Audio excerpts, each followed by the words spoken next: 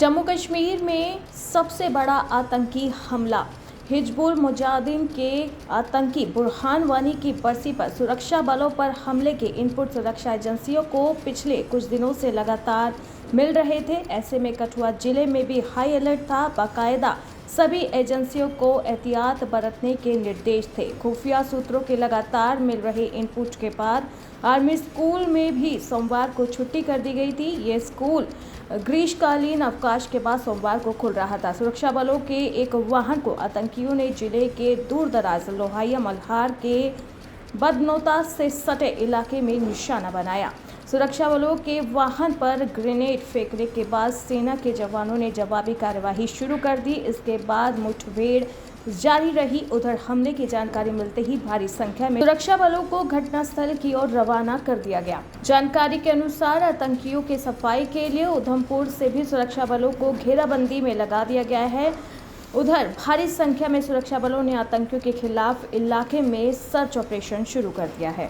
मुंबई, हिमाचल और उत्तराखंड में बारिश का कहर। सड़क, ट्रेन व हवाई सेवा बाधित। कई राज्यों में अलर्ट जारी। मौसम विभाग के मुताबिक बीते 24 घंटे के दौरान महाराष्ट्र, हिमाचल प्रदेश, उत्तराखंड के अलावा उत्तर प्रदेश, असम, अरुणाचल प्रदेश, बिहार, राजस्थान और गोवा में मूसलाधार बारिश हुई है और जनजीवन अस्त व्यस्त हो गया है।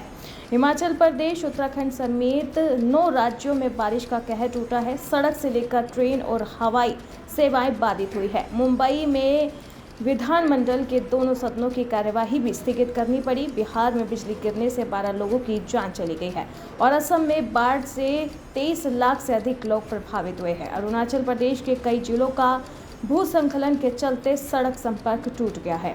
प्रधानमंत्री मोदी और पुतिन के बीच आज होगी शिखर वार्ता। ये बैठक कई मायनों पर खास रहेगी। प्रधानमंत्री नरेंद्र मोदी सोमवार को रूस के 2 दिवसीय दौरे पर राजधानी मॉस्को पहुंचे। रूसी राष्ट्रपति पुतिन ने गर्मजोशी से गले मिलकर प्रधानमंत्री का स्वागत किया। दोनों नेताओं के बीच आज शिखर वार्ता होनी है। इससे पहले सोमवार को रूस पहुंचने पर प्रधानमंत्री का भव्य स्वागत किया गया। पुतिन के आवास पर दोनों शीर्ष नेताओं की मुलाकात हुई। प्रधानमंत्री मोदी थोड़ी देर में मॉस्को में भारतीय समुदाय से मुलाकात करेंगे और उन्हें संबोधित भी करेंगे। इसके बाद पीएम मोदी और रूसी राष्ट्रपति के बीच में शिखर वार्ता होनी है। प्रधानमंत्री नरेंद्र मोदी ने पुतिन से कहा, आपने मुझे अपने घर पर बुलाया। अपने घर पर बुलाने के लिए मैं आपका बहुत बहुत आभार व्यक्त करता हूं। इसके बाद पुतिन ने पीएम मोदी को अपने गोल्फ कोर्ट में बिठाया। इस दौरान पुतिन खुद ड्राइव करते दिखे। इसके बाद वे पीएम मोदी अपने अस्तबल ले गए। नाटो सदस्यों में अलग थलग पड़ा कनाडा। रक्षा खर्च में कटौती से निशाने पर आए जस्टिन ट्रूडो। नाटो के 32 सदस्य देशों में कनाडा अलग थलग पड़ गया है। अमेरिका के एक मीडिया चैनल ने यह दावा किया है। उनका कहना है कनाडा अपने घरेलू रक्षा खर्च को तय सीमा तक खर्च नहीं कर पा रहा है। इसके चलते कनाडा की सेना के कई उपकरण पुराने हो गए हैं और कनाडा की सरकार में अभी रक्षा खर्च प्राथमिकता में भी नहीं है। ये रिपोर्ट ऐसे सामने आई है जब कनाडा के पीएम जस्टिन ट्रूडो नाटो की बैठक में शामिल होने के लिए वाशिंगटन डीसी पहुंचे। राष्ट्रपति जो बाइडेन की अध्यक्षता में नाटो की अहम बैठक वाशिंगटन में हो रही है। प्रधानमंत्री नरेंद्र मोदी द्वारा राष्ट्रपति पुतिन के समक्ष रूसी सेना में भारतीयों के फंसे होने का मुद्दा उठाए जाने के बाद पुतिन ने सेना में कार्यरत सभी भारतीयों को बर्खास्त करने का फैसला लिया है। गौरतलब है कि कई भारतीयों को धोखा देकर रूसी सेना में भर्ती करने का खुलासा हुआ है। कई भारतीय रूस यूक्रेन युद्ध में मोर्चे पर भी तैनात हैं और 2 भारतीयों की रूस यूक्रेन युद्ध में मौत भी हो चुकी है। गुम है किसी के प्यार में शो को अलविदा कहने के बाद अभिनेता शक्ति अरोड़ा ने इस फैसले पर अपना रिएक्शन दिया। उन्होंने कहा कि टीआरपी में टॉप पर होने के बाद भी ऐसा करना उचित नहीं है। टीआरपी के मामले में टॉप पर रहने वाला शो गुम है किसी के प्यार में पिछले कुछ दिनों से चर्चा में है। शो में 10 से 12 साल की लीड की खबरें सामने आ रही हैं।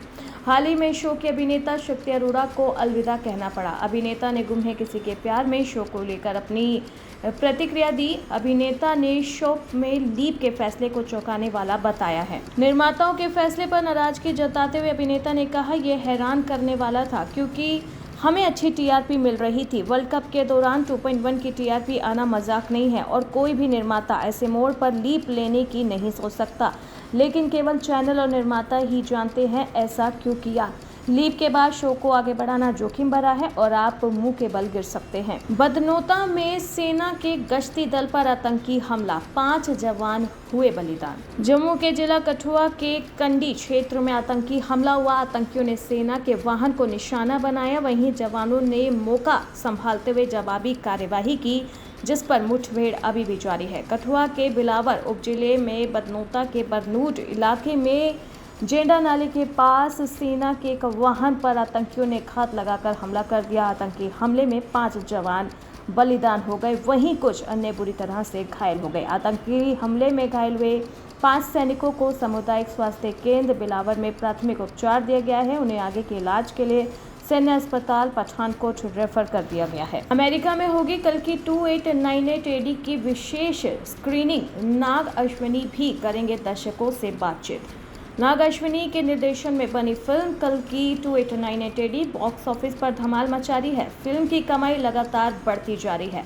इसमें कामकाज वाले दिनों में भी बॉक्स ऑफिस पर मजबूत पकड़ बनाई रखी है। फिल्म का प्रदर्शन दूसरे वीकेंड में भी काफी अच्छा रहा।